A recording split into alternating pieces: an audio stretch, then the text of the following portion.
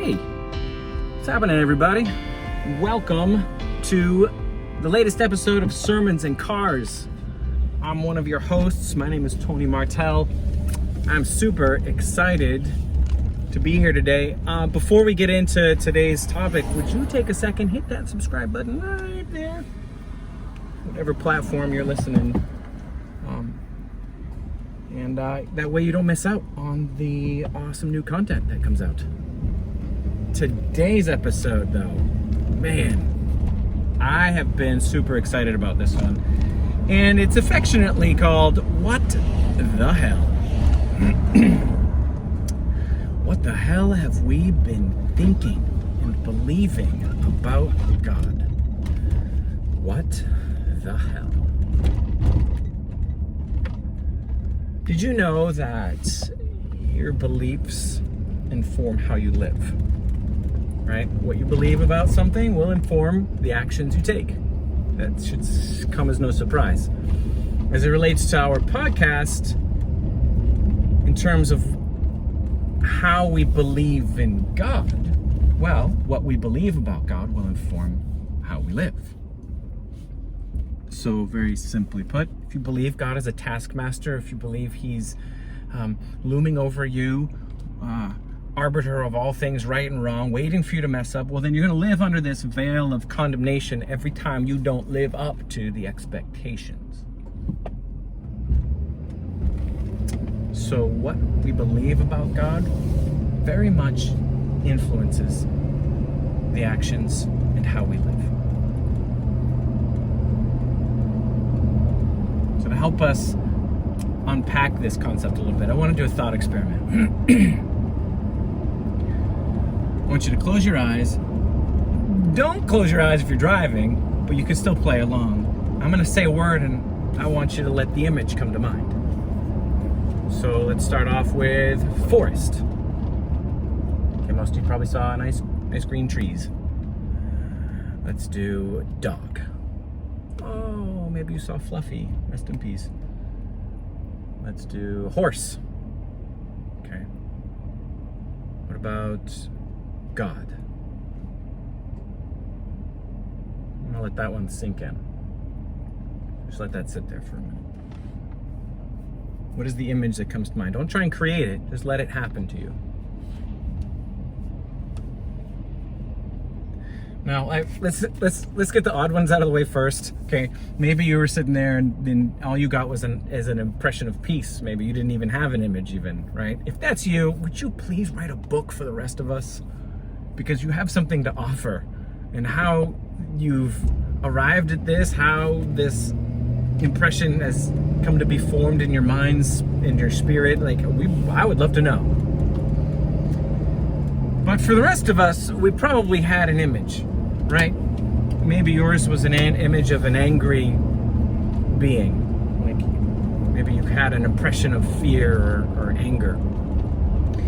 For me, that image, quite literally, is a man with a white fluffy beard on a throne on some puffy clouds. I kid you not. And if I'm completely honest, it's a white man, right? And if that was you, maybe you have a similar impression and similar image, right? And if you're on maybe your context, your ethnicity, maybe it's a black man, or maybe you see a woman, maybe you see a black woman. Well, whatever the case is, this image is foundational to helping understand how you have come to understand God and how you come to relate to God. But it is not God itself. And if you don't get anything else from this podcast today, let your awareness of this image, this imagery, let your awareness of it come into full view. And I'm going to ask you to be bold today and to begin to dissect it. Begin to ask questions about it. And where did it come from? Why is this here? How did this become so formed in my spirit and in my mind's eye? And this is a hard journey. And I want you to know that if this is a new concept for you, you're not alone. If this journey is frightening in some way, I want you to know you're not alone. But it doesn't have to be terrifying. It doesn't have to be earth-shattering for you. It doesn't have to cause you to spiral into faith crisis. If anything, what it should do is help inspire you to draw nearer to God. But at the end of the day, the question should be, which God? Now, I'm a big fan that both things can exist at once. Multiple things can exist at the same time. And we can have an image of God, whether it be a correct one or a right one or even a wrong one, but still God will use things in our lives. But it's still important to engage it nonetheless.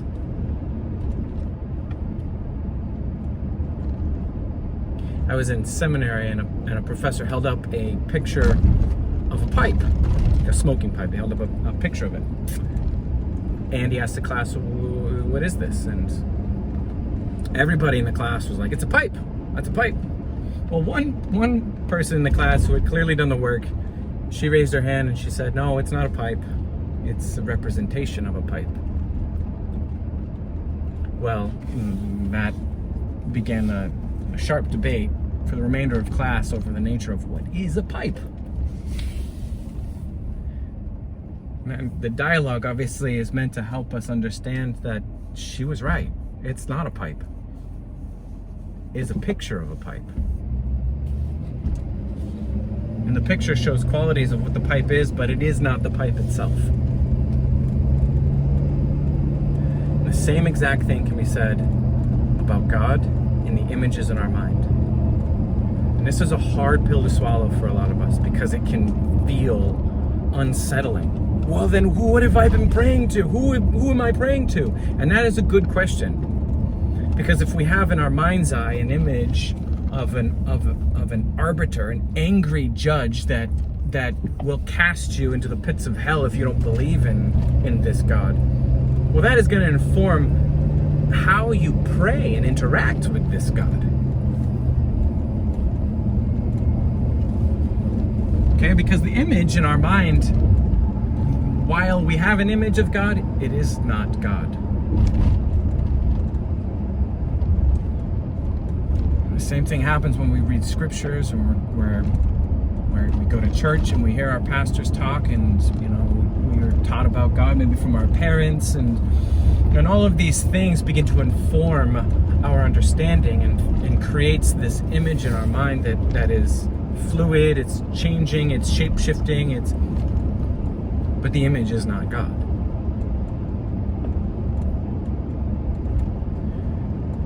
Okay, so some of you are like, wait a second. So then what are we even supposed to do with it? What do we do then? And my advice is to start from the beginning.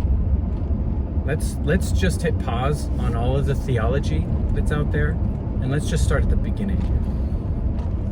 And for me, I use scripture as a reference point to help point me to God. A lot of people in the faith tradition of Christianity use the Bible. Well, the Bible starts with Genesis, and in Genesis 1 it says, in the beginning God created. And there's a beautiful poem about this being that creates things. And it's a being that when he separates the day and the night, he says it is good. And then we have another creation moment when God separates the waters from the dry land and says it is good. And then when this creating God says, let us create humanity in our image, and he creates humans, he says it is very good. So from the onset, we have a creating God fashioning goodness into his creation. And when we read of poets, and they pen words in the Psalms, like in Psalm 139, when it says, I am fearfully and wonderfully made. You knit me together in my mother's womb. Where can I go to hide from your presence? And then the idea is encapsulated in the New Testament writers when they refer to humans as the pinnacle of creation. And for me, it's crystallized in the words of Jesus when he says, I have come that they may have life. That humanity can have life, and life to the full. And this life, this is an eternal life. This is a Zoe life. Not just a one-shot life, but a life that you can experience something eternal right now. And this is the thing that has been lost from the beginning of time. Well, I don't know the beginning of time, but for ages it has been lost from us of who we are. That's why it's so important to understand the beginning. Right? And I know that we all know that in Genesis 3 there's a critical problem happens that gets introduced into the narrative. We're all well aware of that. But before we get there, why don't we just take a second and make sure we're oriented properly? That there is a good God that creates good things and says about creation, it is very good. It says about you, a human, you are very good. So let's start there before we start allowing the imagery that says you're cut off, completely separate, depraved, destined for the hell of eternal torment if you don't believe in Jesus. Why don't we hit pause on that? Why don't we sit confidently in the beginning?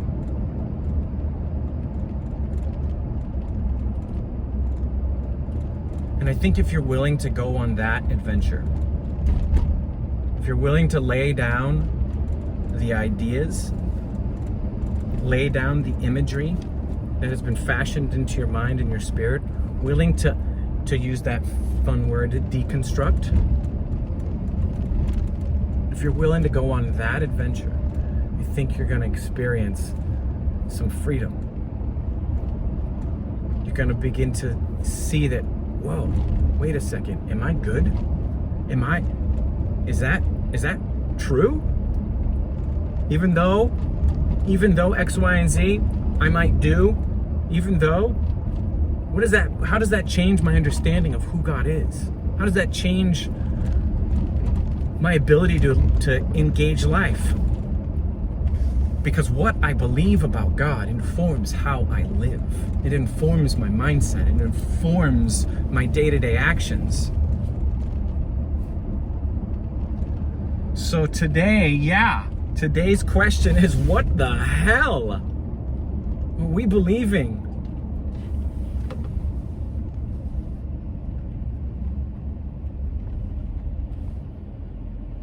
There's so much out here for us to see and experience. So much.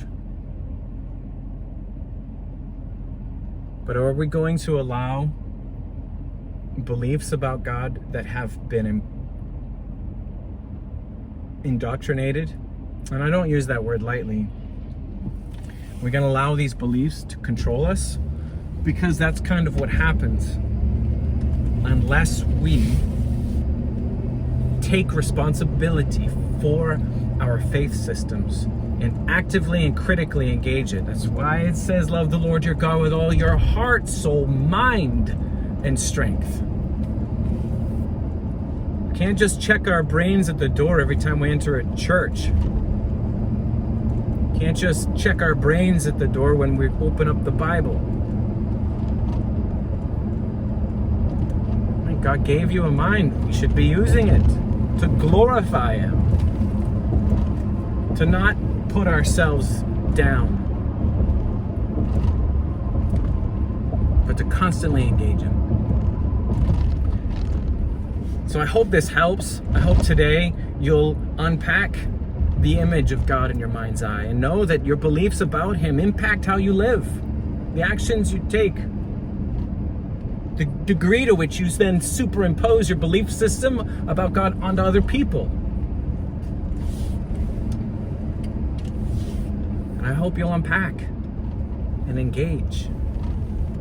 And you know, I'm going to caveat this by saying you may decide that this is the way you want to believe. And that's okay. You can do that.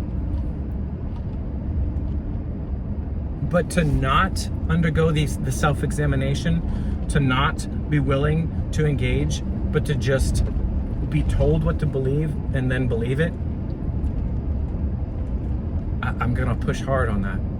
Because I think it's kind of like the unexamined life, right? I love the Counting Crows song. Is like, if you never stared off into the distance, then your life is a shame. Right? What was that song? It's an old Counting Crows tune. Anyway, so yeah, today, what the hell? More to come. I hope you guys are enjoying it. Thank you so much for tuning in. We'll see you guys next time. All right, I'm out.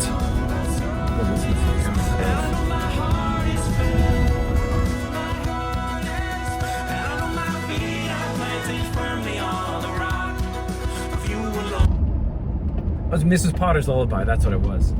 Hey, Mrs. Potter, don't cry. And I said, hey, Mrs. Potter, I know why. Hey, Mrs. Potter, won't you talk to me?